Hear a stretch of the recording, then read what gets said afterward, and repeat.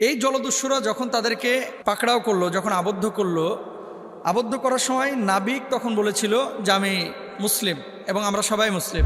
তো captain sir চেষ্টা করতে ওদের কনভিন্স করার জন্য যে আমাদেরকে মারিস না অথবা আমাদের কিছু করিও না, আমরা সবাই মুসলিম। ক্যাপ্টেন স্যার কয়েকটা সূরাও বলে শোনাই দিল। ওরা বলেছে ওকে ফাইন, তোরা মুসলিম, আমরা বুঝলাম, মারবো না, জাস্ট রিল্যাক্স, মানে ভয়। তো তাকে বিশ্বাস করানোর জন্য, ওই ডাকাত সদস্যদের বিশ্বাস করানোর জন্য বলা হয়েছিল যে আমি কোরআন পারি, এই যে শোনো, তেলাওয়াত শোনো। পরে কয়েকটা সূরাও নাকি পড়েছেন, তারপরে তারা স্বাভাবিক আচরণ করেছে। কোরআন যে মুজিজা, তাহলে কি আরো একবার প্রমাণিত হয়ে গেল না? একজন বা দুইজন রোজা নামাজ পড়তো, বাট একজনকে দুইজন রোজা রাখতো, কেউ রোজা রাখতো না। ওরা বললো আমরা সফরে। সে সন্ত্রাসী কর্মকাণ্ড করছে, কিন্তু কোরআনের প্রতি তারও মহব্বত আছে, কিন্তু কোরআনের শিক্ষা সে তার জীবনে গ্রহণ করে নাই। সম্প্রতি আপনি দেখেছেন যে একটি জাহাজ দস্যুদের কবলে পড়েছিল এবং সেখান থেকে আমাদের ভাইয়েরা আল্লাহর রহমে ফিরে এসেছে আপন আপন গন্তব্যে। অর্থাৎ এমভি আবদুল্লাহ জাহাজের যে বিষয়টি আপনারা জানেন, সে বিষয়ে উনি প্রশ্ন করেছেন। তো যারা ফিরে এসেছে তারা বলছে যে যারা আমাদেরকে ডাকাতি করার জন্য আমাদেরকে আবদ্ধ করেছিল, এই মানুষগুলো সবাই মুসলিম, কিন্তু আধুনিকতার কোনো ছোঁয়া তাদের ভিতরে ছিল না। উনি প্রশ্নের যে আইকনিক পয়েন্টটা ধরেছেন সেটি হচ্ছে, একজন নাবিকের সাক্ষাৎকার উনি শুনলেন যে জাহাজের ক্যাপ্টেন ডাকাতদের সামনে কোরআন তেলাওয়াত করেছেন। যখন কোরআন তেলাওয়াত করলেন এবং মুসলিম পরিচয় দিলেন, নামাজের কথা বলেছেন, রোজার কথা বলেছেন, সে সময় ডাকাতরা স্মুথ হয়েছে, মানে তাদের আচরণটাকে স্বাভাবিক করেছে। তো মুহতারাম, কোরআন যে মুজিজা, তাহলে কি আরও একবার প্রমাণিত হয়ে গেল না? উনি বলছেন যে কোরআন যে মুজিজা, আরও একবার প্রমাণিত হয়ে গেল না? দেখেন, কোরআনুল কারীম আল্লাহ সুবহানাহু ওয়া তাআলা কেন নাজিল করেছেন? আমরা কিন্তু প্রত্যেকেই এই বিষয়টা যারা ইসলাম ফলো করি জানি যে হুদাল্লিন নাস, হুদাল্লিল মুত্তাকিন, মানুষের জন্য এটা পথ নির্দেশিকা, এটা মানুষের জন্য পথ প্রদর্শক, সঠিক পথের দিশা দেয় পবিত্র কোরআন। হলি আর্টিজানের যে ঘটনাটি ঘটেছিল, সেখানেও সম্ভবত এক দম্পতি বা একজন, এই যারা আঘাত করছিল তাদের সামনে বলেছিল যে আমি কোরআন পড়তে পারো, তো তখন জবাব দিয়েছিল যে আমি পারি, তাকে ছেড়ে দেওয়া হয়েছিল। তো আল্লাহ সুবহানাহু ওয়া তাআলা আসলে ডাকাতের সামনে কোরআনুল কারীম যদি কেউ পড়ে, তাহলে এখানে কোরআন মানে মাধ্যম হিসেবে, কোরআন মাধ্যম হিসেবে কাজ করে। রক্ষা তো আল্লাহ সুবহানাহু ওয়া তাআলা করে, কিন্তু আল্লাহর কথা যেহেতু, যেমন দেখেন রাসূল আকরাম সাল্লাল্লাহু আলাইহি ওয়াসাল্লাম যখন হিজরতে বের হয়েছিলেন, রুমটা যখন সব কাফেররা ঘিরে নিয়েছিল, আল্লাহর হাবিব সাল্লাল্লাহু আলাইহি ওয়াসাল্লাম কোরআনুল কারীমের আয়াত পড়ে বালু নিক্ষেপ করেছিল।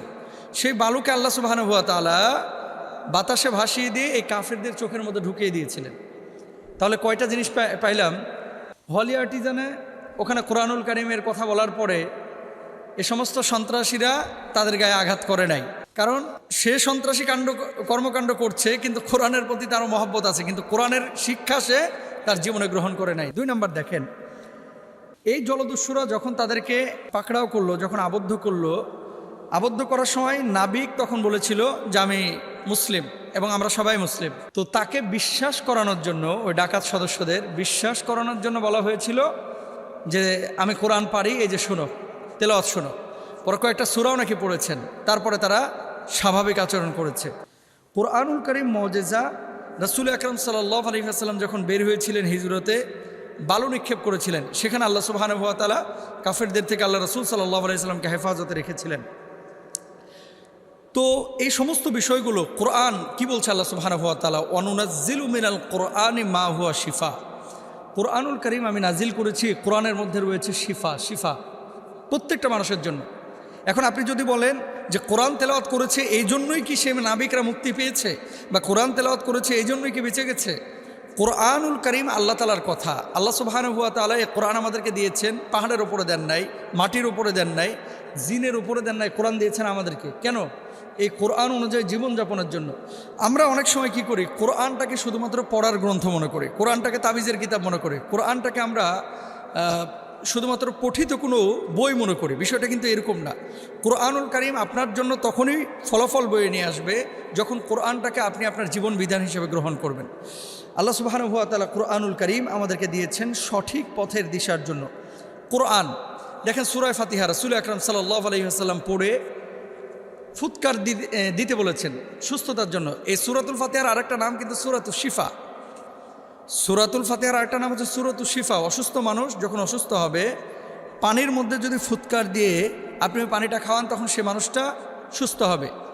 কখন? যখন আপনি নিষ্ঠার সাথে একেবারে আল্লাহ সুবহানাহু ওয়া তাআলাকে ভালোবেসে, কোরআনকে ভালোবেসে আপনি ফুৎকার দিবেন। সাহাবী রাদিয়াল্লাহু আনহুম আজমাইন সফরে বের হয়েছেন, একজন ইয়াহুদিকে সাপে কেটেছিল। রাত্রিকালীন সময় সেই সাপের বিষ নামানোর জন্য অনেক তদবির করেছে ওই ইয়াহুদি সম্প্রদায়। কিন্তু এই মুসাফির অবস্থায় যখন তাঁবু গেড়েছিল সাহাবীরা, ওই ইয়াহুদি সম্প্রদায়ের কাছে কিছু খাবার চেয়েছিল, তারা দেয় নাই। তো সাহাবীদের কাছে এসে জিজ্ঞেস করা হলো তাদের তাঁবুর কাছে যে আমাদের তো একজনকে সাপে কেটেছে, তোমাদের মধ্যে কেউ কি আছে যে সাপের বিষ নামায় দিতে পারবে? তখন সাহাবীরা সুযোগ নিয়েছেন কি, যে আমরা চিকিৎসা করতে পারি, সাপের বিষ নামিয়ে দিতে পারবো, কিন্তু আমাদেরকে 100টা ছাগল দেওয়া লাগবে। 100 না আরও বেশি ছাগল দেবো, তুই আগে ভালো করে দে। বাস সাহাবীদেরকে নিয়ে গেছেন। নিয়ে যাওয়ার পরে সাহাবী রিদওয়ানুল্লাহি আনহুম আজমাইন, ওই যে আল্লাহ রাসূল সাল্লাল্লাহু আলাইহি ওয়াসাল্লাম শেখানো আমল, কোরআন যে শিফা, দেখেন প্রমাণ নেন। সূরা ফাতিহা পড়েছে, কিছু দোয়া পড়েছে, দোয়া পড়ার পরে ওই জায়গাটায় থুতু লাগিয়ে ফুৎকার করেছে, যেই জায়গাটায় সাপে কেটেছিল ওখান থেকে ফেনা ফেনা হয়ে সাপের বিষ বের হয়ে লোকটা সুস্থ হয়ে গেছে। সুবহানাল্লাহ বলেন। তো এখন কথা হচ্ছে, কোরআনুল কারীম মুআজিজা, কোরআনুল কারীম মানব মুক্তির একটি গ্রন্থ।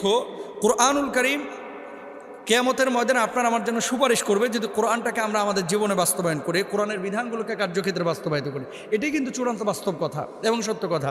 তো নাবিকদের কাছে, নাবিকরা যখন কোরআন শোনালো, ডাকাতরা আপনার স্মুথ হয়ে গেল, স্বাভাবিক আচরণ করলো, তাদের হৃদয়ে আপনার ভালোবাসা জন্মালো। এটাও হয়তো আল্লাহ সুবহানাহু ওয়া তাআলা কোরআনুল কারীমের কারণেই আল্লাহ সুবহানাহু ওয়া তাআলা তাদের হৃদয়ের মধ্যে ঢেলে দিয়েছিলেন এই মায়াটা। তারা কিন্তু রোজা রাখতে দিয়েছে, দেখেন। তারপরে আবার কখনো কখনো খাওয়িয়েছে, নিজেরাও হিংসাত্মক আচরণ করেছে, হিংস্র আচরণ করেছে, কিন্তু পাশাপাশি বেয়াদবি নাকি সেই রকম করে নাই। যদি তারা বেয়াদবি করতো বা আঘাত করতো তাহলে আমাদের ভাইরা হয়তো বা ফিরে আসতে পারতেন না। তো সব কিছু আল্লাহর ইশারাতে হয়। কোরআন মুআজিজা এবং কোরআন আল্লাহ সুবহানাহু ওয়া তাআলার বিশেষ কিতাব। বিপদে আপদে, সুখে শান্তিতে, সর্বাবস্থায় আমরা কোরআনুল কারীমকে আমাদের জীবনে গ্রহণ করব। আল্লাহ তাআলা আমাদেরকে তৌফিক দান করুন। আসসালামু আলাইকুম।